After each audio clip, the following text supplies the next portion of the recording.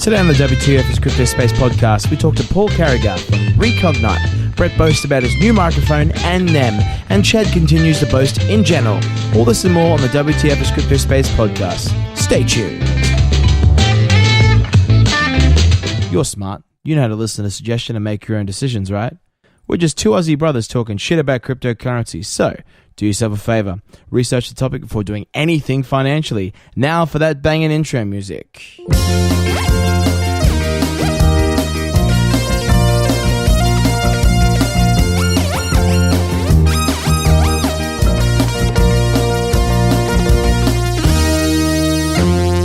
Welcome to WTF is Crypto Space. I'm Brett. And I'm Chad. This podcast is all about the crypto space. Fuck! What does fuck stand for, Chad? Frequently asked questions. Brett, today we're going to talk about the NEM protocol. What is Sounds the NEM great. protocol? Sure, New Economy Movement. Okay, so what does that mean, though? Is it So it's an enterprise-grade solution. NEM's been around for quite a while. It's actually, originally the alpha version was released in 2014, halfway through the year. Wow. And the first stable release was March 2015. Mm-hmm. So the platform's currently being rewritten in C++ and will be released as the Catapult update sometime really, really soon. So what does that mean? Like we're getting... Well, it's obviously a newer everyone's version. agreed So on it. Or... Well, see, the thing is that you need it to be quite a quick... as scalability happens and as issues with scalability have happened across different cryptos recently. Yes, absolutely.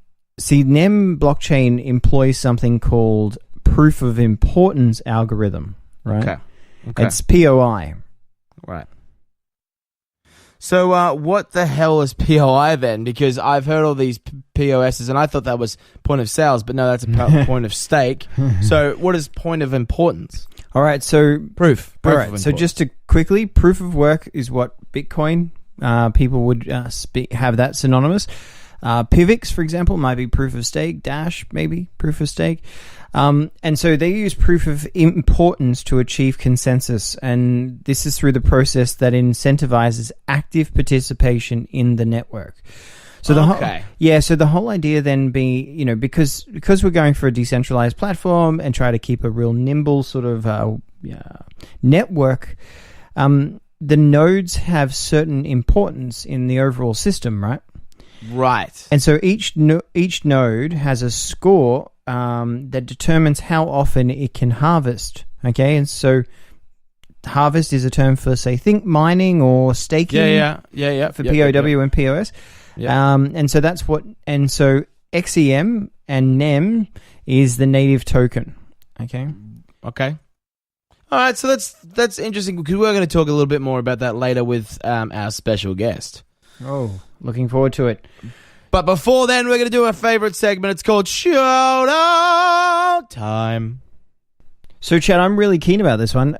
We got a couple of ones that hit from Australia this time. Hey, Aussies represent. Usually it's Canada or the USA or Singapore. That's all right. We do love our overseas people. Which is fine, but no, it's just a shame because apparently we're going to represent. I know. So. Malvern? Okay. Yeah. And Melbourne? That sounds like something you drink, yeah? And Melbourne? Well, apparently your recent trip down here may have stirred a few things up. But and Kuribi, which is, in Brizzy. Yeah, Brizzy. Vegas. Vegas. So a couple of other comments. I want to shout out to Gladiator. Gladiator wrote, Pillar will be $1,000 token soon. Not many people realize the value of personal data. Gladiator, Well, I hope so, mate. I have skin in the game for this one, I tell you. Well, yeah, and also know the idea of that personal privacy or privacy for the Aussies is like something that you'd want to keep, because that was an old thing where you would keep your bank details to yourself. Apparently, everyone wants to share it with everyone else on Facebook. So that pillar token may come in handy for people who actually remember personal privacy. And, we had a prediction. Yeah, look, I wanted to put a shout out to us. Hey, us. Hello, us. So 28th of October, we put up a prediction for Yes. Pillar, Vertcoin, Litecoin, ETH, and Bitcoin. Yes. So we said Now, do you want to go back and forth? I'll go Pillar and you go. Okay, so Vertcoin. you say, I'll say. Okay, so Pillar, we predicted $1. Brett, is it $1? Yes. Yes, Okay. it's gone actually, it's actually past $1 still. Yeah, and it's kicking butt. Brett, you ask me. Okay, so the next one on the list, we have Vertcoin. Yep, and Vertcoin, we predicted it to be $10. Brett, is it $10? No. Okay, but did it go to $10 though? It did go to $10 well and truly before we said it would. Did we smash it in the face? Oh yeah, we did. Yeah, absolutely. Yeah. We knocked a couple of teeth out, but we gave it back and we bought him a beer afterwards. Litecoin, Brett. Yeah, look, Litecoin, we said here that we would be happy. It hit $100. $100, and it smashed it out of the park at like $400 Australian. And oh yeah, that was pretty good. That was pretty good. It smashed. Oh, by the way, it, all of these predictions we're saying are AUD, Aussie dollars. Now, currently, Australian still, dollars. Litecoin is $177. So, still kicking it. Absolutely, and it did have an increase with the Bitcoin frenzy. Brett, Ethereum, we predicted $1,000. Where is it sitting right now? What do you think? $1,009 Australian dollars. 1,009. So we smashed that out of the park. But See, hang that's on, his but teeth it on went the up ground. as far as 1,430 Australian dollars. So It absolutely did, and I think it's going to go on up and up because it's what we have decided to buy a lot of ICOs in. Is that correct, Brett? yeah, look, there's yeah, definitely. Yeah. So and last on the list, obviously, but not least by any stretch of the imagination, BTC, Chad. What did we predict? BTC. It's back to Kmart. No, that doesn't make sense. Back to Coles. No, yuck. Anyway, Bitcoin. So Bitcoin, we predicted it was going to be 10 grand Australian. Now AUD. on the 5th of November, Chad. Yep. We kicked over that. So we said October 28th. By the 5th of November, we had such a huge hike that we'd gone from 5,000 to over 10,000, and obviously we'd gone up to 25,000 Aussie dollars. Yes. Smash that. It's down back down to 9,930. That's just with a spitball away from it. However, are we on the downhill spiral that everyone keeps telling me on all my podcasts? You mean what? You mean that Bitcoin went down? Yeah, Bitcoin went down, and also that apparently it's only lasted for a month. Here's the thing: I listened to a guy called I love Penn Sunday School, which is Penn and Teller. Penn has a podcast. If you want to listen to something awesome, that's awesome. It's as funny as us, but he's better at magic. Then listen to that podcast, and then they have a guy on there called Matt Donnelly. Shout out to Matt. He said they joked on another podcast called Ice Cream Social. Honestly, write these down, guys. And they joked about Bitcoin was big for a month, and then it went away. Can I just say that is good for people who want to invest now because it's going to skyrocket, and they basically going to eat their words. They're going to shove that podcast up where the sun don't shine. But I still love them because they're wrong. So, Brett, we have something very special to go on to from our predictions to something that we did when I was in Melbourne. Brett, we interviewed a lovely person. Yeah, we did. We interviewed Paul Carrigher from Recognite. Recognite, that's right, Recognite. What is Recognite, Brett? Sure, they're an IT project delivery and software development business, and they're based just outside of Melbourne. Yes. They were really gracious. We got to hang out with them and the crew, and do a couple of interviews while we're down there. And also, in this interview, they talk about their platform that they're building for charity, which I think is a brilliant thing to do. They also talk about education. They talk about a whole bunch of things. So why don't we just listen in to the interview with Paul Carrigher from Recognite. Well, thank you, Paul, for joining us here at your office. Pleasure. Good to be here. Mate, we want to know, first off, what led you to being involved in the crypto space? So I think from an individual perspective, first of all, a couple of selfish reasons spring to mind. Firstly, regret. I downloaded my first crypto wallet in 2012. I'm sure we've all got stories like this, and completely forgot I had it. Then 2016 came along and I felt a little late to the party, missing out on the housing boom and the dot-com boom. really kind of incentivizes me to pay attention to what I consider to be the next big thing, really. Outside of that, from a revolutionary aspect of crypto and blockchain, especially following the GFC, this concept of reshaping social order and empowering people to truly own and shape their assets without the intervention of centralized entities with their own drivers and agendas is really encouraging, right? Very micro actions can have seismic effects on the space, and that gives you a real feeling of contribution. And from a business perspective, the ability to invest in this technology and innovation and really contribute to its direction and the value to society is really exciting.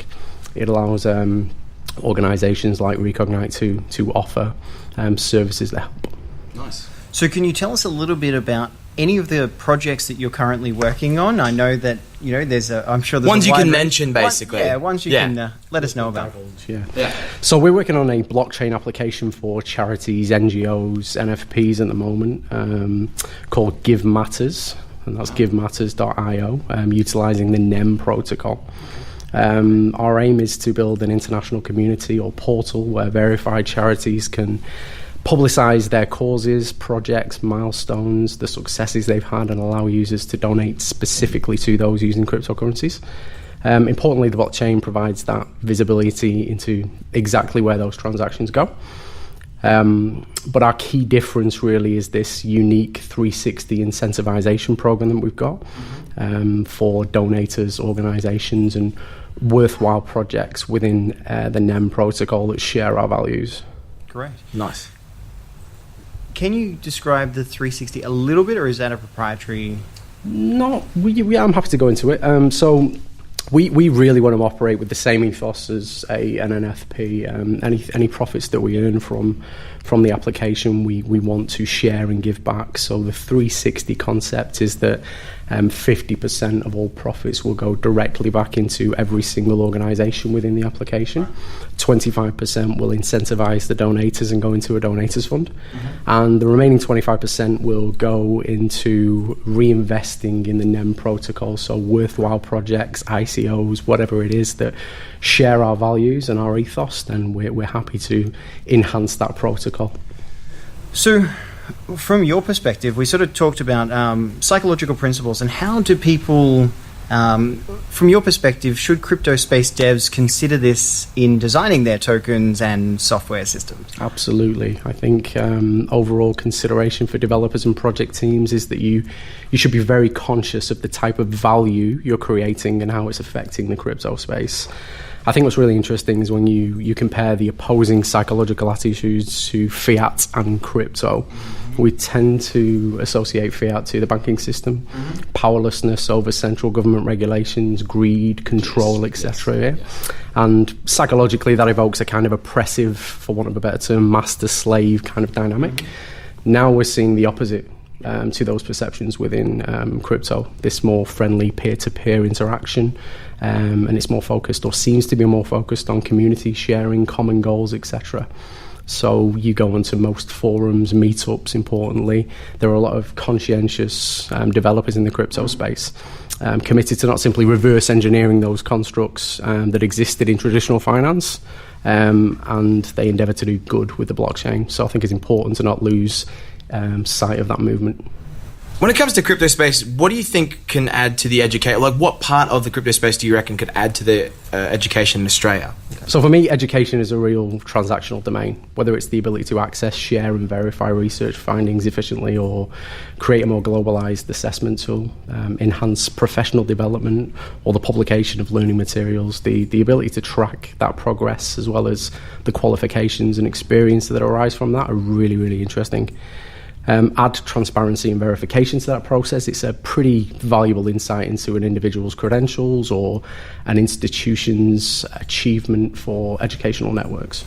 So you guys have some projects that you do that overlap with education, but you also then have the aspects to do with charity that you were just talking about, which you're looking into. So then, do you have a thought about how decentralization might affect education, in the sense that we have a degree of privacy that comes into that aspect when you're dealing with individuals who so students themselves, all their details, etc., like that. Do you find a way that decentralized technology might influence that aspect? I think, first and foremost, we're talking about information sharing and access to materials. So irrespective of privacy concerns, if somebody wants to share that IP across their education networks, fantastic, that's great. Yes, there are concerns around decentralization, and one of the key battles, I guess, we're pushing against is those archaic attitudes within education that say, no, this data's ours, we're very protective of our user group and our students, etc. So it's going to be a learning curve. We're on the bleeding edge, all of us really. So I think if the more we're having that conversation, and the better we are at disarming that fear, uncertainty, doubt, then we can move forward. So over the next 18 months, what do you see rising up in the crypto space? What do you see like just going ahead and just and being a shining light out there in the crypto space? So I think I'm going to go for the easy ones. A reduction in the amount of viable altcoins, first of all, is fairly inevitable. Yep. There's thousands out there that aren't really utilitarian, and you look at various things and you think, wow, so we call them shitcoins. Yeah, we call them shitcoins. Yeah, exactly right. Mentioning no names. Yeah, of course, we're coining that coin name of shitcoins. So that's fairly inevitable for me. An investment in protocol cryptos like NEM, like NEO, like Ethereum, we're already seeing that now, but I think that's about to go gangbusters as well. And as regulation over things like exchanges increases, for me, the value of privacy coins will inevitably rise as well. So for new people getting into the crypto space, yourself, your journey in you also came across a lot of different resources. Mm-hmm. Is there a couple of resources that you'd recommend to other people finding their way in the crypto space? Outside of this podcast, of course. Outside this podcast. Thank you. Sponsored. So podcasts, and YouTube channels, they're invaluable. You look at Coin Mastery with Carter Thomas, fantastic. Mm-hmm. Crypto Bobby, Crypto 101, really, really useful for me starting out. The Telegram forums, getting involved in communities like that is pretty essential. Read as many white papers as you can, but most importantly, meeting up with people that are much smarter than you, to constantly learn from and challenge your preconceptions, if you like. For Brett, that's not as easy as it is for me. So tell us how people can get in contact with you at Recognite. So they can send us an email at info@recognite.com.au, or if they prefer to learn more about the project, givematters.io or .com. They can find information about that there. Great, and we'll put the links below. Beautiful. Thank you very much for joining us. Thanks so much. Oh my goodness.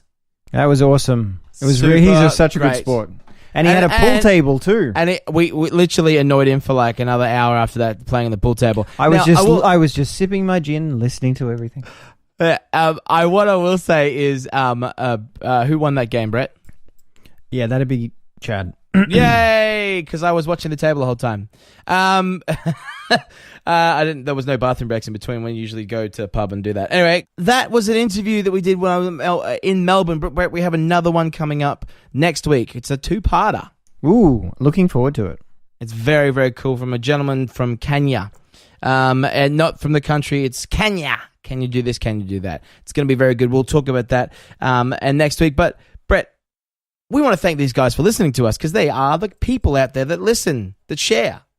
They're sharing? Oh, love it. Love it. Fantastic, guys. Thank you. You guys, thank you so much for commenting. Thank you so much for liking. Guys, don't forget, you can comment down in the comments below. If you are on Twitter, Brett, we have a Twitter. WTF Crypto Space. And Brett, we have a Facebook group. What is that Facebook group? That one's easy. /Crypto Space. And also, ladies and gentlemen, we are still running. We have one more week until we draw. Well, I think it's 2 more episodes, 1 more week. Till we draw the prize for... What do they win, chattels? They win an hour with us, and that hour includes, if you're new to the crypto space, you can chat to us and ask us questions about how to enter this, how to do that. Brett is really... I asked Brett today about how do I get involved in ICOs. Any question that you have, we can help you with it, or we can send you on the right direction for it. Brett, How do they enter this competition? Well, Chad, nice and easy. They rate and review us on iTunes wherever they might be in the world. 1 review equals 1 enter. And when you enter that draw, we are going to draw it next week on the podcast. Ooh, and that means we are going to shout you out not only in the podcast, we're going to talk to you, and we're going to have that interview. So we're excited. It's going to be drawn on the 14th of February. That is Valentine's Day for anybody who doesn't celebrate Valentine's Day. I don't know why you wouldn't. It's Make sure you get them days. a Legend Nano. Yes. Or a Trezor. Or something to secure their heart and finances. Why don't you buy them a Doge? That's cute. Which is 0.0008 cents at the moment. Which I feel like really, you could buy them more than 1 Doge, Chad. You could, or you can buy them a dog and take the E off. Thank you so much for subscribing to this podcast. If you haven't, click subscribe. You get the podcast in your weekly feed from us knuckleheads every Wednesday, 9 a.m. Australian Eastern Standard Time. But until next time, my name's Chad. And I'm Brett. Let's get excited about the crypto space. The transition has begun.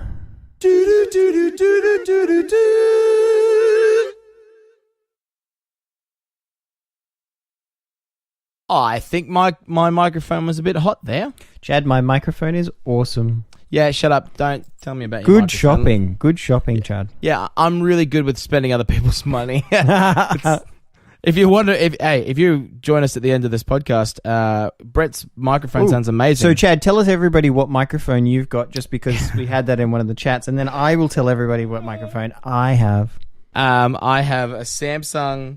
No, not Samsung. That's a phone. I have a Samsung CO1, which is worth about $100 in a pack with a headset of headphones. Brett, what do you have?